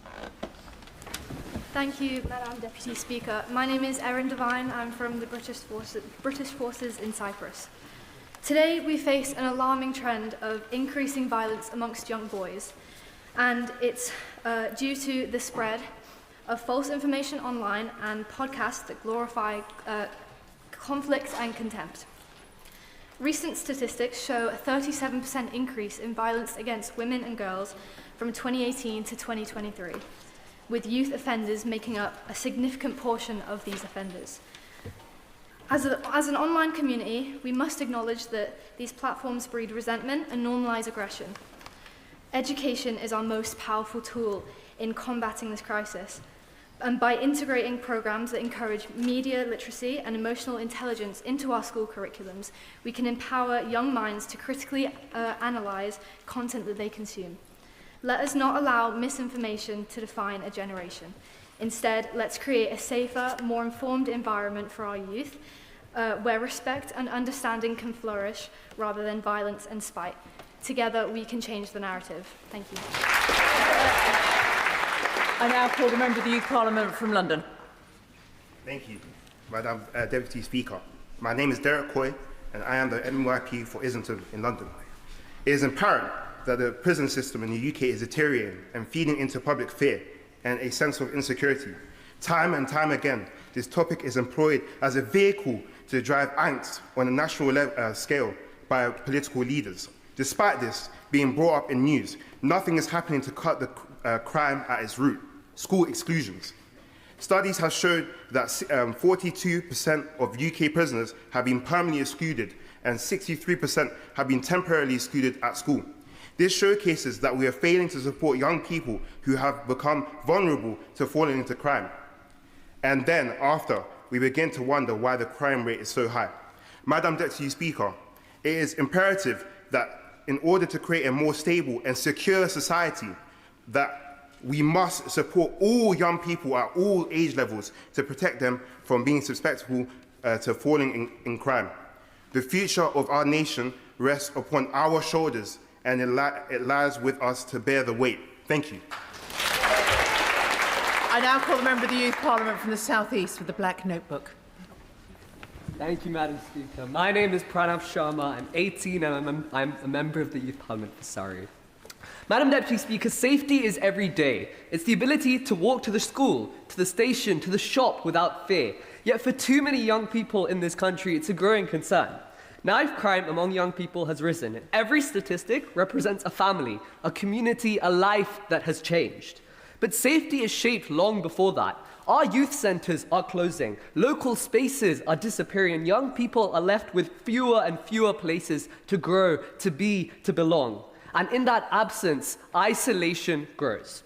The simplest truth is this: when young people have community, they belong. They have a safe space, and when they are supported, they are safer. Madam Deputy Speaker, safety is not created by enforcement or fear. It is created by stability and belonging, which we must bring back to our communities when we deal with knife crime. Thank you very much. I now call the Member of the Youth Parliament from Wales. Thank you, Madam Deputy Speaker. Shemai, my name is Fionn Cork and I'm the Member of Youth Parliament for Cardiff. Many young people today lack aspirations. They have no hopes and dreams that they believe they can achieve. Instead of this, vulnerable young people are turning to crime and drugs as an easy way out. Now, living from a deprived area, I see more and more young people dealing drugs and being involved in crime to make money, because they have to. They are in these situations due to a lack of money in households, and it's truly a plea for help. It is heartbreaking and devastating to see, and these young people need to be humanised. We need to provide more accessible opportunities, foster aspirations, build skill sets and awareness of dangers, support and protection, and education from the earliest stage possible. No, primary school is not too early and necessary, as it is so scary. Now, under the UNCRC, we have the right to be kept safe from violence, abuse and neglect. And Article 33, we have the right to be protected from illegal drugs. So let's implement early intervention and prevention so that young people can be taught to thrive in safe environments and not survive in an environment that puts young people at risk. So, Madam Deputy Speaker, I urgently need to see more opportunities and access to experience to build skills and not cuts. I need to see more provisions with support and not judgment, and to keep all young people fundamentally safe and people who have aspirations for a full life with purpose that excludes fear and paranoia. Thank you, Deal. I now call the Member of the Youth Parliament from the Midlands, at the end of the back row. My name's Callie Conver and I'm from Warwickshire, West Midlands. To truly tackle crime, rather than focusing on punishment, we should be focusing on prevention and deterrence. Stricter penalties for gender-based violence and knife crime are essential. But in addition, education and awareness are indispensable. We must invest in things like community programmes that give young people alternative routes other than resorting to crime. A study from the government.co.uk website shows that approximately 49,676 offences were committed in the last year. For each life taken, a community is left shaken. What will it take for this to stop? Madam Deputy Speaker, we need real investment in youth and community programmes. Punishment alone cannot change a society. We must build a safer community, but not through fear, but through fairness, hope, respect. And thank you. I now call the Member of the Youth Parliament from the East of England. Thank you, Madam Deputy Speaker. I'm Harriet Little, representative of Essex from East of England, and I stood at the unveiling of the I Am Love statue in Chelmsford, a memorial created to honour those lost to knife crime and violence. Around me were families and friends holding hands and tears that told stories no statistic could ever. But the numbers still matter. In England and Wales, one person under 25 is killed with a knife every week. And every 3 days, a woman is killed by a man she knows. These are not strangers. These are sons, daughters, sisters and friends. And that's why this motion matters. Tackling crime requires both strength and compassion. Yes, we need stricter penalties for gender-based violence and crime and knife crime. Justice must be clear and firm, but punishment alone cannot heal communities or stop the next tragedy. We must invest in early education, teaching respect, consent and empathy, and in community programmes that give young people a future beyond fear. Prevention saves lives before the courts could ever get involved. We can build a country where love, not loss, stands at the heart of our communities. I now call the Member of the Youth Parliament from the South West in the blue tie. Thank you, Madam Deputy Speaker. My name is Ryan Cornish and my constituency is Bournemouth, Christchurch and Poole. Imagine this, students from a vulnerable community going on to run around in police hats, playing rugby, talking and laughing with the local police force. That is what I did in our constituency. My Tackle Knife Crime event broke down stigmas between young people and local police, as well as challenging misconceptions around the topic of knife crime. But this wasn't just all sports and stickers. When young people left the event, they heard firsthand how knife crime can shatter the lives of so many people. Cameron Hamilton was killed in the streets of Bournemouth in August 2023, a vibrant member of the community. We were lucky to have his grandmother, Tracy, from Changes Are Made, to deliver a powerful speech to remind everyone why they were there. I believe this is key for tackling knife crime within our constituencies. Through early intervention and education, knife crime is a huge issue and often feels like it is one that is impossible to tackle. But something as small as inviting schools and police officers together to play a game can change lives of young people. So I urge you all to take action now. I now call the Member of the Youth Parliament from Yorkshire and Humberside with the blonde hair. Wow. I'm Anna Calvert from North Yorkshire West, and I'm a big lover of sports, all sports, whether it's York City on a Saturday to playing rugby on a Sunday, I will be there, and so many women find that a safe, welcoming community until it comes to national tournaments, where women are scared to go to the pub to watch the match, they're scared to walk home alone, and they're scared to be in their own homes, because domestic violence rises so terribly, whether or not England loses or wins. And we've had a fantastic summer of women's sport, winning the Euros and the Rugby World Cup, and that was fantastic, to be in a safe, welcoming environment for women to thrive in. That should be universal, across all sports, across all homes. Everyone should feel safe to enjoy what they love. And we need to prevent violence against women and girls and allow them to have these spaces. They should be allowed to cheer in the crowds alongside the men and not be terrified. If it's a man's world, I may as well be safe in it. Thank you. I now call the Member of the Youth Parliament from the North West in the black trouser suit. Thank you very much, Madam Deputy Speaker. My name is Daisy Foley and I am the MYP for Cheshire East. We should not be living in an environment where young people are afraid to be themselves because they believe it will compromise their own safety. Young people should be whoever they want to be without deadly consequences. Gender-based violence takes up roughly 20% of all crimes, yet nothing seems to be done to tackle this. First and foremost, there is little to no education around crime, and this needs to be changed in order to tackle such a prominent issue. Education is the foundation, and by putting in a strong foundation, it will create a safer society. Moreover, we need harsher punishments to not only reflect the severity of this issue, but to also serve as a deterrent to make sure this pandemic of hatred is put to an end. Thank you. I now call the Member of the Youth Parliament from London in the maroon tie. Thank you, Madam Deputy Speaker. My name is Connor Gill and I am the Youth Parliament member for Barnet. We all know that crime is such an important problem, but we need to urge the government to make actual working solutions.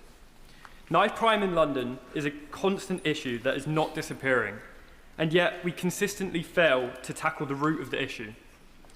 Many of those who carry knives are low down in the criminal hierarchy or carry them out of fear. Simply identifying and prosecuting these people does not solve anything. We need more investment in safe youth spaces after years of neglect from the government, like youth clubs or football cages, stopping the risk of children being recruited by gangs and getting them off the streets, whilst also improving their mental health. It's time to stop splashing money on awareness campaigns and start making tangible changes to end the spilling of blood on our streets. I now call the Member of the Youth Parliament from the North East in the yellow jumper. Deputy Speaker, my name is Maz Ogunkoya and I am the MYP for Newcastle. Behind every crime statistic, there's a story. A young person who felt unsafe, a young person who didn't see any other way. Growing up in the West End of Newcastle, crime is not just something I know, but something I've been forced to grow up alongside. And in Newcastle, there's been a 38% increase in both gang violence and knife crime. We need to rebuild these broken communities. Through the reforming of young offenders, we need to give these young people second chances. We must remove the barriers set up against these people that limit them from getting jobs and also higher education. As well as this, we need to form trust between police and the community through community policing, which provides safety not through force, but through friendly faces, as policing should be done with the community and not towards them.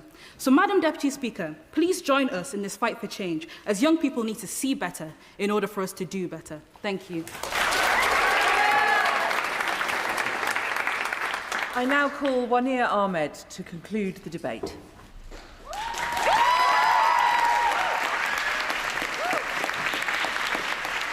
Thank you, Madam Deputy Speaker. My name is Wania Ahmed and I am honoured to represent Leeds. Madam Deputy Speaker, typically when we speak about crime, we turn to statistics and news headlines to make our point. But we easily forget that behind every statistic is a human being.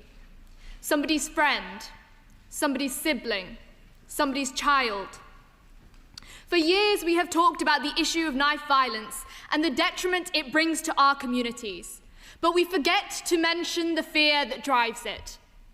We forget to mention the fear within the 15-year-old boy who carries a knife because he's terrified of being attacked or not fitting in. We have talked about gender-based violence, but not the girl who looks over her shoulder every minute because she is terrified of the footsteps that might follow her home. And we have talked about antisocial behaviour, but not the lost potential of the young people who are punished before they are truly understood. Madam Deputy Speaker, this debate has shown us something vital. Young people do not wake up wanting to commit crime. They wake up wanting to feel safe, supported, and understood. So what will it take for that to become our reality? It will take harsher sanctions for those involved in gender-based violence and knife crime. It will take meaningful education around respecting the law, reporting crimes, and seeking support. It will take banning the sale of violent weapons online and holding social media companies to account for the content displayed to young people. It will take investing in our youth provisions, early intervention programs, and recovery schemes for those already caught in cycles of violence. And it will take rebuilding the trust between our young people and police forces so that our communities truly feel safe and protected. But, Madam Deputy Speaker, it is evident that real change will not come from words alone. So I ask, how many more times must we stand at these dispatch boxes to explain the urgency of this issue? How many more lives must be scarred before our government takes action? How many more children must grow up with fear in their hearts before we find the courage to make change? Madam Deputy Speaker, enough is enough. Enough fear, enough excuses, enough delay. Today, we must choose action. Thank you.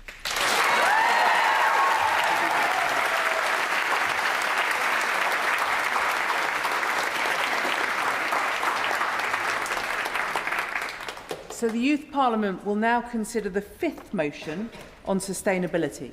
The full motion is printed on the order paper, and I call the member of the Youth Parliament from Northern Ireland, I think, to open the debate.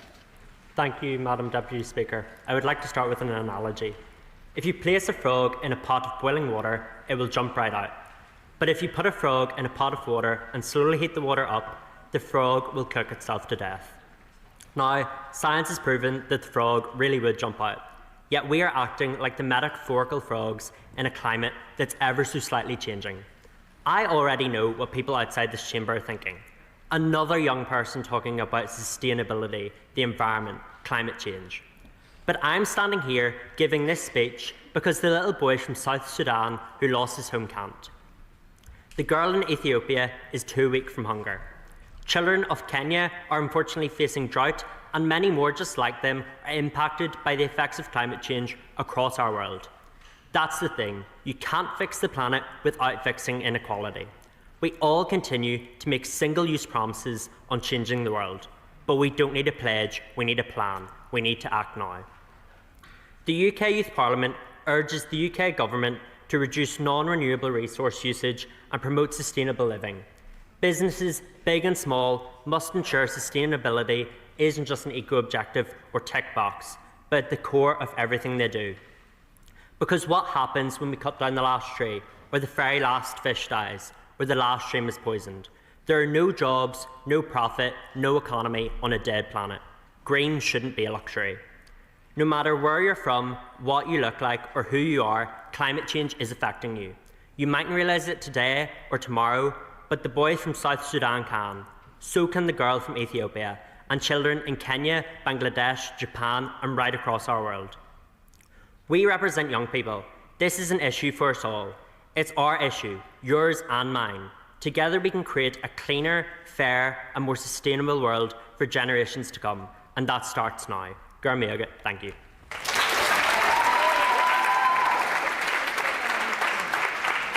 The general debate is now open, and I call the member of the Youth Parliament from Scotland. Tap alive, Glas Africa, Ispisha Ayla Jackson, Bal Palmer's Noiga, Arson Balaglasahu. Thank you, Madam Deputy Speaker.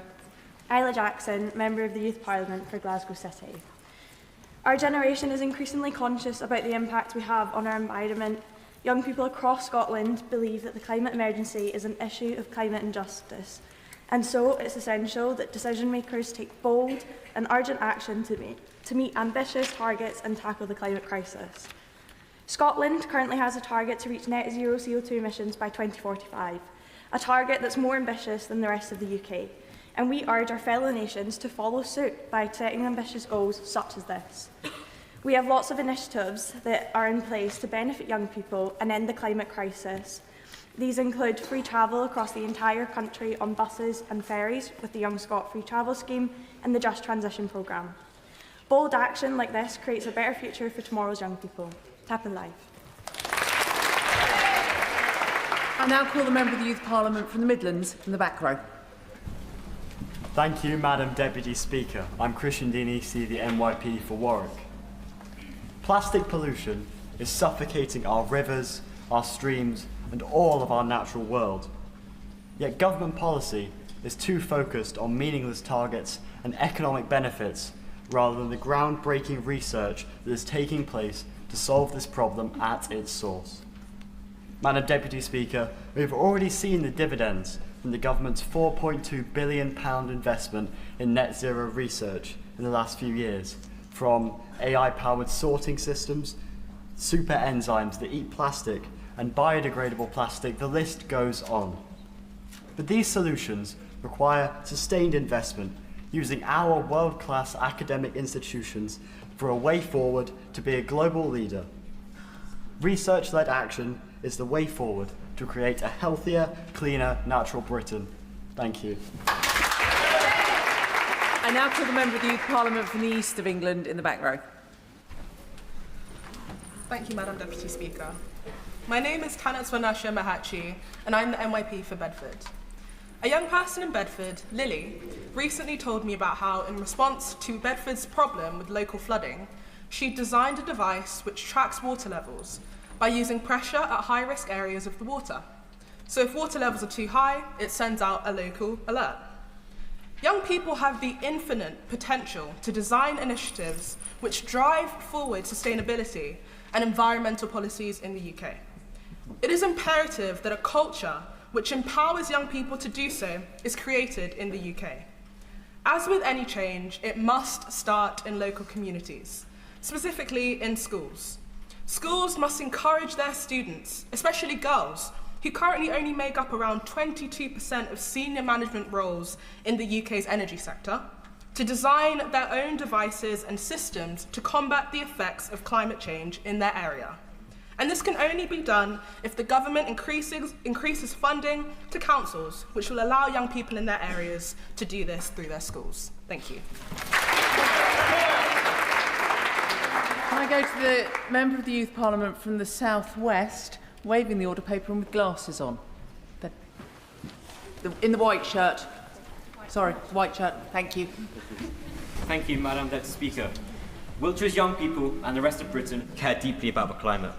Our country and nation has pledged to be climate neutral, no carbon neutral by 2030, but the government keeps dropping plans and changing them frequently, creating distrust in our political system. We need youth-led sustainability councils in every local authority, with real power to shape green policy. Schools must embed climate education across the curriculum, not just in science, but in geography, in economics and citizenship. We need to invest in renewable energy projects that young people can lead, like solar panels on school roofs, etc. Let's support rewilding projects, tree planting and biodiversity corridors. We need to make sustainability transport the norm. Speaking with people in my constituency, they need it. Safe cycle routes, electric buses and discounted public transport for under 25s. Climate action isn't just about the future, it's about empowering young people to shape it. We need to give them the tools, the trust and the funding to lead the way. Thank you. I now call the Member of the Youth Parliament from Wales. Lleuchen Est representing Ceredigion. It's necessary for this government to continue to make the change to renewable energies for the greater good of our environment and our future. But as an MYP for an extremely agricultural area, it is necessary to coordinate these changes with farmers to ensure harmony, but also the benefits of a better climate. Also, in Wales, they have recently introduced the £1 bus fare for young people, which introduces, as is talked about in lots of the different debates today, the benefits of travel and for young people to be able to travel. Why should this stop at the UK border? This is better for the environment, as everybody will be using public transport, but also it will help young people be moving constantly, which is very good. Thank you very much. I now call the Member of the Youth Parliament from the South East in the maroon top with glasses. Thank you, Madam Deputy Speaker. My name is Erin Belton, and it is my honour to return here representing the voices of the young people of Bracknell Forest. Did you know an estimated 400 million tonnes of plastic is generated globally each year. We can't seem to escape plastic. All our fruits and vegetables and food is wrapped in plastic. At least in my constituency, the roadsides are drowning in litter. I'm sure you can agree this would be reduced if we had more affordable, sustainable options.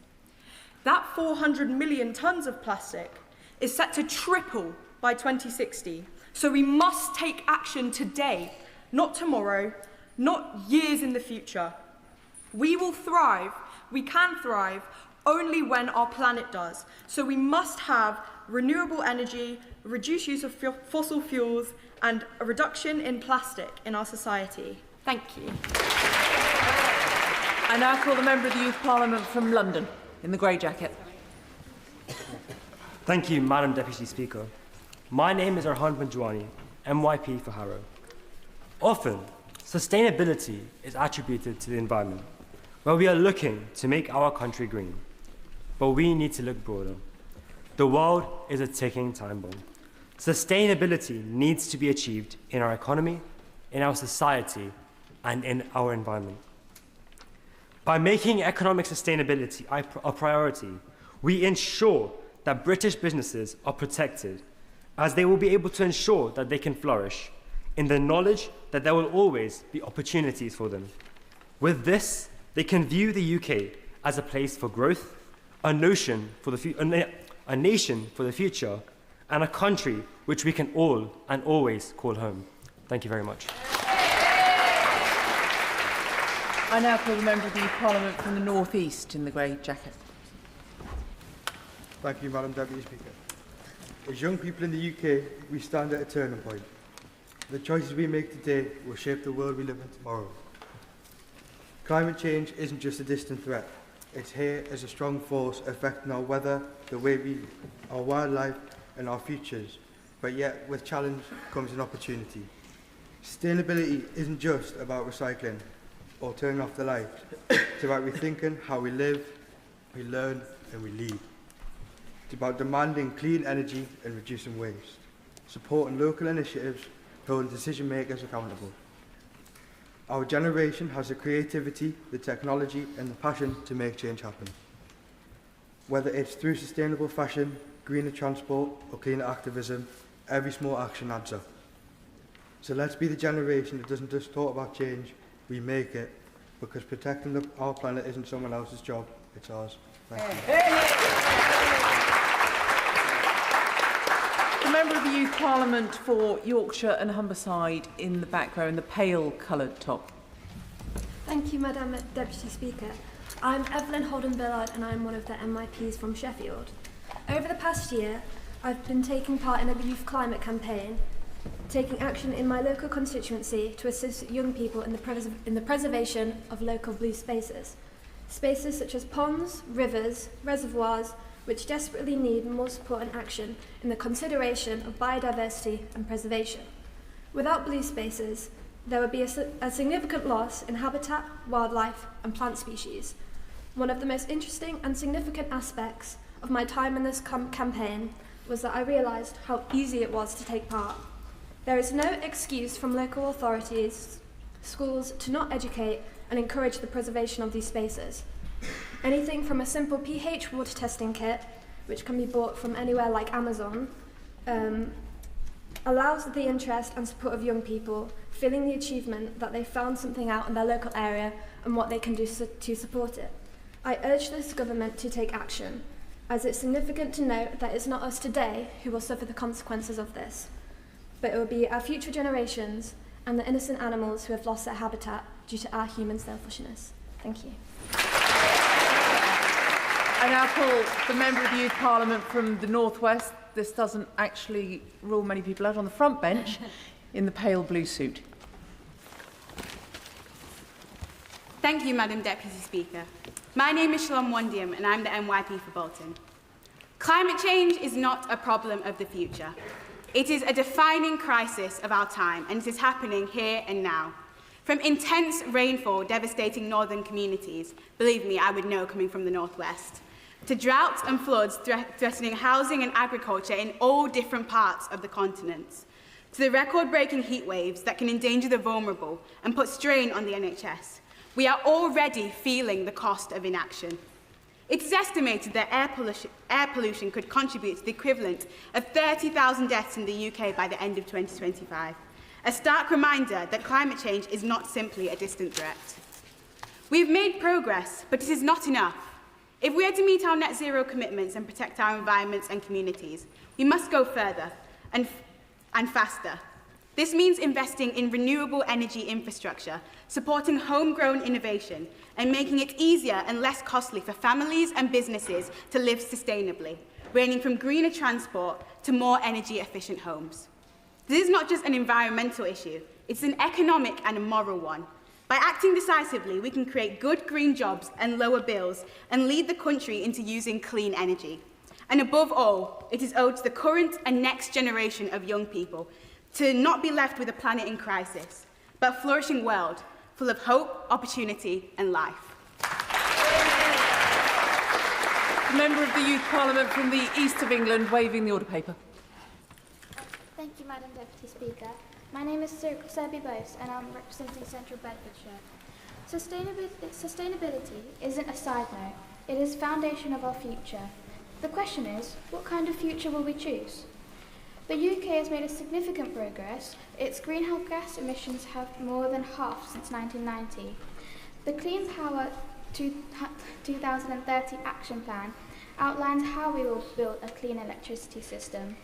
But there are still substantial gaps. For example, current policies will leave a shortfall of around 97 million tonnes of CO2, equivalent in transport emissions between 2028 to 32, unless further action is taken. And estimates show a green infrastructure investment gap in the UK of up to £75 billion annually up to 2030. So we must accelerate the shift of renewable energy, zero-emission transport and energy-efficient homes, close the investment gap in green infrastructure so no region is left behind, embed environmental education in schools so that every young person grows up with the tools to act, not just to witness. Because protecting our planet is not about waiting for someone else to lead, it's about our generation showing what leadership looks like, grounded in purpose, driven by action. Thank you. I now call the Member of the Youth Parliament from the South East in the blue jumper. A world without action. A world without urgency, a world without care. This is the world our young people are walking into. Last time I came here, I pleaded for change. I spoke to Mr. Speaker that I was tired. Well, this time I come to expose yet another shameful truth. We are a generation watching forests burn and oceans rise. A generation losing faith because leaders speak of progress, yet still pour money into fossil fuels and plastic. We speak of protecting our planet, and yet we destroy it for convenience. We speak of equality, yet climate change punishes the poorest, first and worst. We speak of sustainability, yet live in a system built on waste. Madam Deputy Speaker, the facts speak for themselves. We're consuming resources faster than the earth can replace them. We are losing species, forests, communities, all for short-term comfort, all so we can watch TikTok in our bed. We need fairness, we need accessibility, and above all, we need support for every community, every school, every young person to leave sustainability. Education must lead the way. Incentives must make it possible, and government must take responsibility. Not tomorrow, not next year, but now. I now call the Member of the Youth Parliament from Yorkshire and the Humber in the maroon jacket. Thank you, Madam Deputy Speaker. My name is Sanuli and I represent Barnsley. Climate change is an accelerating time bomb and we need far more awareness of what the future holds. Young people now have the power to help repair the damage already done and push real action forward. To make this possible, sustainability must be built into the education system from an early age, teaching children good habits, responsible choices, and how everyday actions can shape the world around them.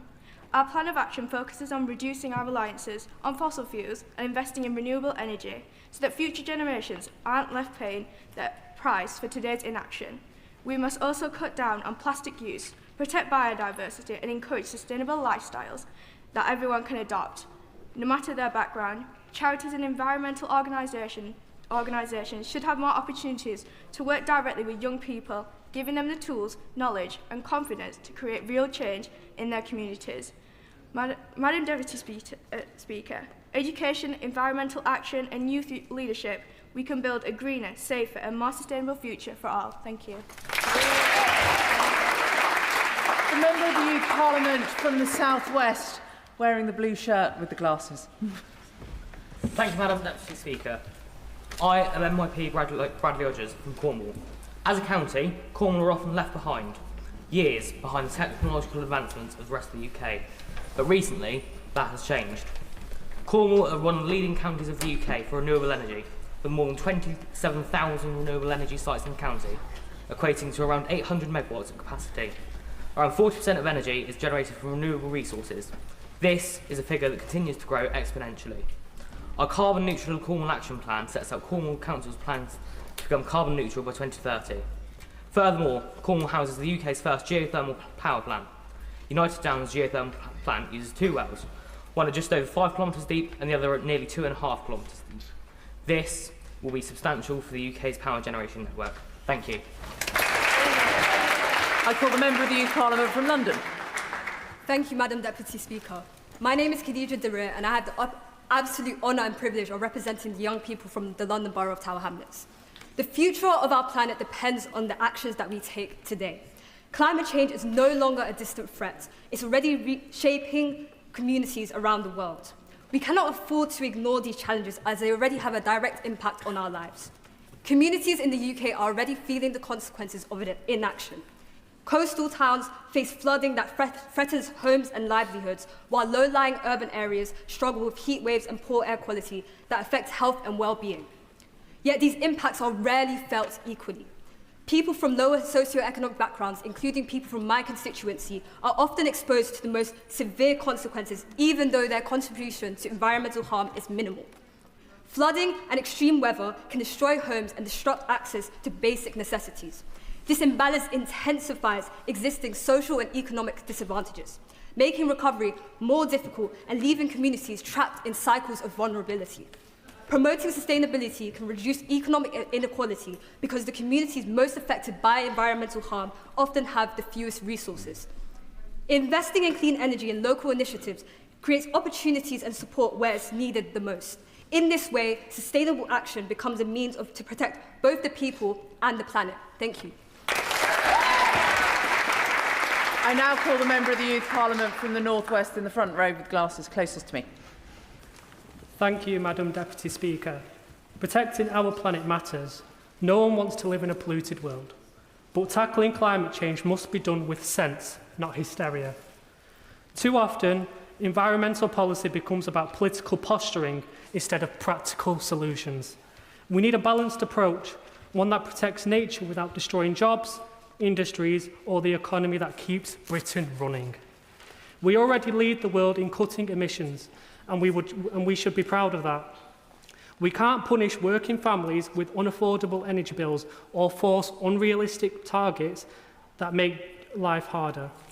Let's invest in innovation, cleaner technology, and energy independence, not endless climate taxes or bans that hit the poorest hardest. Sustainability should be about responsibility, not radicalism. And let's take inspiration from one of our country's finest, Sir David Attenborough. He didn't glue himself to roads or shout people down. He is educated, inspired, and led by example. That's what real leadership looks like. If we want to change, we need to raise awareness, not raise chaos. Because let's be honest, are these destructive protests really helping, or are they just turning people away? If we focus on common sense, which is quite hard these days, British ingenuity, and protecting both our planet and our people, we build a cleaner, stronger, and truly sustainable future. Let's make energy affordable again, and let's make Britain great again. The member of the Youth Parliament from the east of England, 2 rows down. No, that's you. Yeah, no, up. My bad.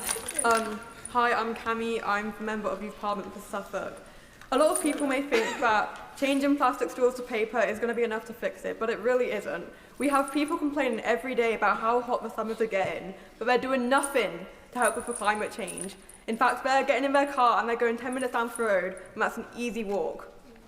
People think that we're doing things, but we're not doing enough. There's not enough being done to help with our climate.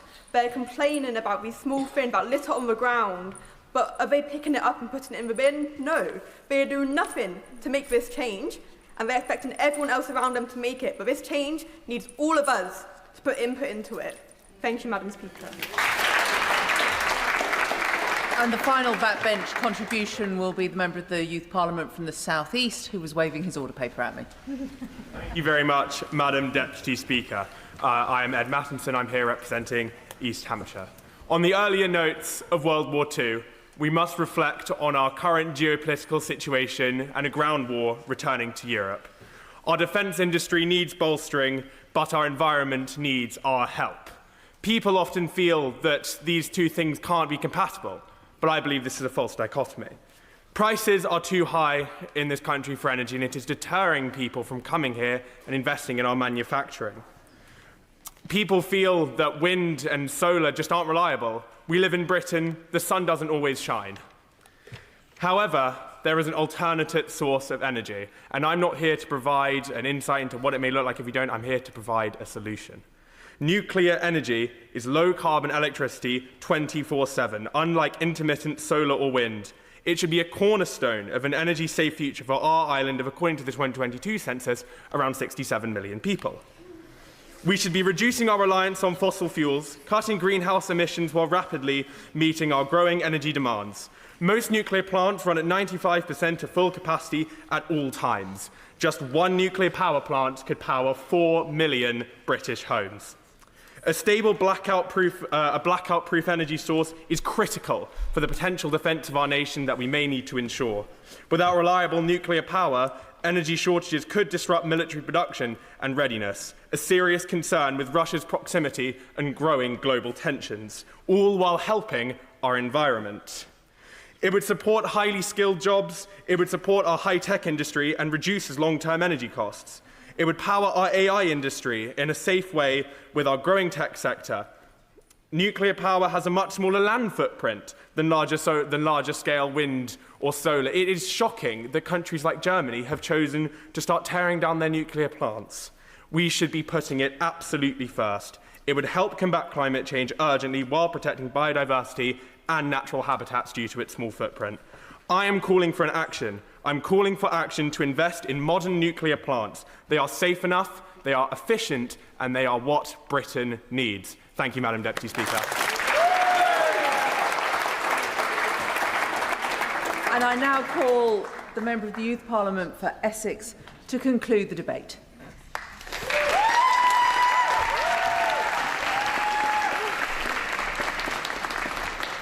Thank you, Madam Deputy Speaker. Time is running out, and I am afraid. I think we all are, and this House has made this clear through their incredible contributions to this debate. So really, we're all left wondering, why is nobody acting with the urgency we need? We won't reach net zero till 2050. Sir David King puts it best, this is too little, too late. The world is burning, and we as young people feel powerless to stop it, begging those in power to make this end and take action towards a sustainable future for us. Never before has the paramount importance of sanctioning big oil and other massive companies annihilating our planet been so clear.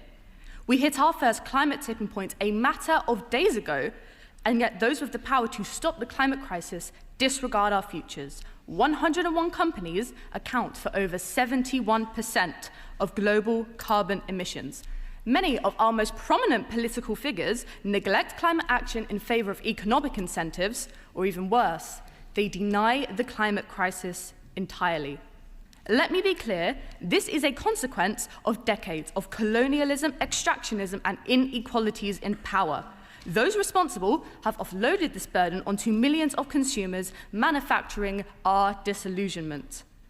Madam Deputy Speaker, we feel powerless to hold them to account, because so much emphasis has been placed on our individual responsibility, we must not feel shame for being painted as complicit in a crisis that stretches far beyond our control. But united in our devotion to society and planet, our collective action can and will bring together communities in pursuit of a sustainable future together. Hold the executioners of our planet to account and instigate the change we need. The government must answer our calls. Soon it will be too late. Sanction climate killers, move to affordable renewable energy by 2035 and give us a future worth living. Because when the last tree is cut down, the last fish eaten and the last stream poisoned, you will realize that you cannot eat money. Thank you.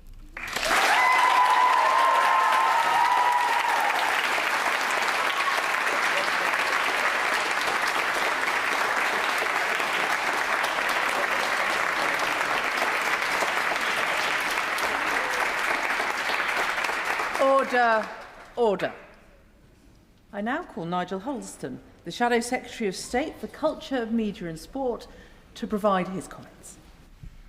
Thank you very much, Madam Deputy Speaker. Well, how do I follow that? Well, first of all, I think single-handedly I've significantly increased the average age in the chamber when I walked in a few moments ago. But I would like to first of all thank all of you for your contributions today and a warm welcome to all members of the UK Youth Parliament. I'm the Member of Parliament for Droitwich and Evesham. I'm a former Minister of Youth and the current Shadow Secretary of State for Culture, Media and Sport, the department under which youth policy sits. And I've had a fascinating and busy week, actually, because it's Youth Work Week here. So I'm particularly honoured, therefore, to be here speaking in front of you all today.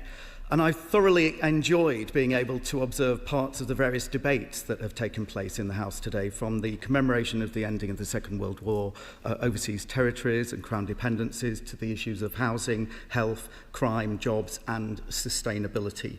All important matters, and we've heard some incredibly eloquent, thoughtful and thought-provoking contributions today. Don't think we can say that every day, Madam Deputy Speaker.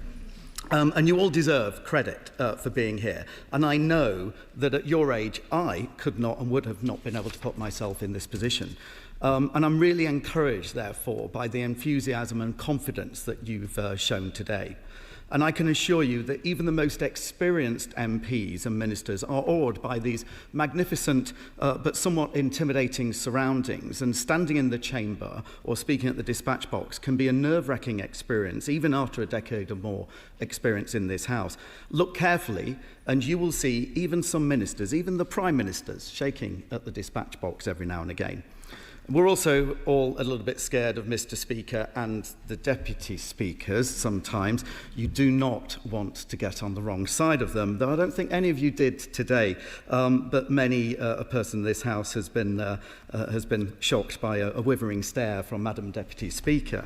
Now, the Youth Parliament is a living example of democracy in action. It represents the courage of a generation that refuses to be silent, a generation that understands that political participation is important for a healthy democracy. So thank you for stepping forward, for engaging, for volunteering to speak, for challenging and for demanding to be heard, and therefore also for leading, because every one of you has shown leadership today. And today's Youth Parliament has shown that young voices have both insight and impact. You deserve a stage to platform your passions, your aspirations and your hopes. Now, you won't always get 100% of what you want in politics, but to every young person here today, know this: your ideas matter, your voice matters, and your involvement in this Parliament and beyond is shaping the future of this country. Young people often ask me how to get ahead in politics, and my advice is simple: start with solid, sound principles. It's the one thing that never goes out of fashion. And continue to do what you are doing today. Step forward, participate, get involved. Because some of you may wish to become members of Parliament in the future. And the one thing I can guarantee you is that the one way you will never be able to do that is if you do not put yourself forward in the first place. That's the first rule of politics: showing up, turning up and being heard. Finally, I would like to say thank you to Mr. Speaker, the Deputy Speakers, and all the staff and the doorkeepers, and of course the volunteers who have made today possible, and especially to all of you for your continued passion and engagement. I hope it's been a memorable day, and I look forward to seeing all the videos on TikTok. Thank you very much.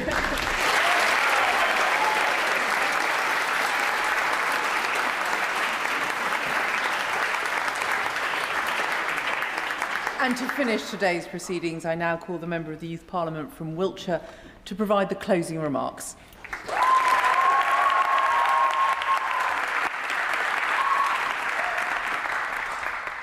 Thank you, Madam Deputy Speaker, and thank you to the Members of Parliament who have enabled us to congregate in this chamber. As we gather in the House of Commons, there is anything but common about this extraordinary opportunity. Standing at the heart of our democracy, we have debated, discussed, deliberated on 5 pressing issues. From housing to health, we have searched to solve problems that affect the youth. And yet today we have gone further, for we have given that which every young person deserves: a voice. A voice in the matters of change, a voice in the issues that affect each one of us, a voice that can and will be heard. Today, our presence here is more than just an inspiration, but it is a hope, a vision, a dream that no matter who you are, the future is in your hands. As MYPs, Madam Deputy Speaker, this is a responsibility we must make a reality. A fire of change we must ignite inside our constituents, and a determination to keep this movement alive. And yet, the spark of change has not simply been due to the actions of MYPs, but due to the cumulative efforts of all those around us today. To Mr. Speaker, the Deputy Speakers, and the staff of the Speaker's House, we thank you for your support and hospitality.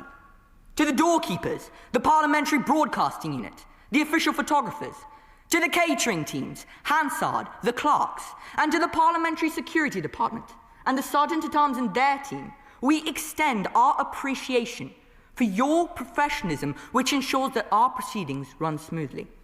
Finally, to the UK parliamentary officials who work tirelessly behind the scenes to make this event possible each year, and to the local support workers, our very own programme committee, the National Youth Agency, and the Department for Culture, Media and Sport, for their unwavering commitment to empowering us and youth voices from across the UK. As we leave this chamber, I implore all of us to be the flame leading the path to a brighter future. Today, our fire will not burn temporarily, but will herald the dawn of a new morning, a new tomorrow, a new future, where you, where I, where our constituents can step up, stand up, and be heard. No longer to stay silent, but to shatter the ceiling that stops too many. And so I tell you, and I tell every young person listening today, throw away the barriers that hold us back, cast aside the blockades in our future, and pave the way to a world we deserve. Thank you.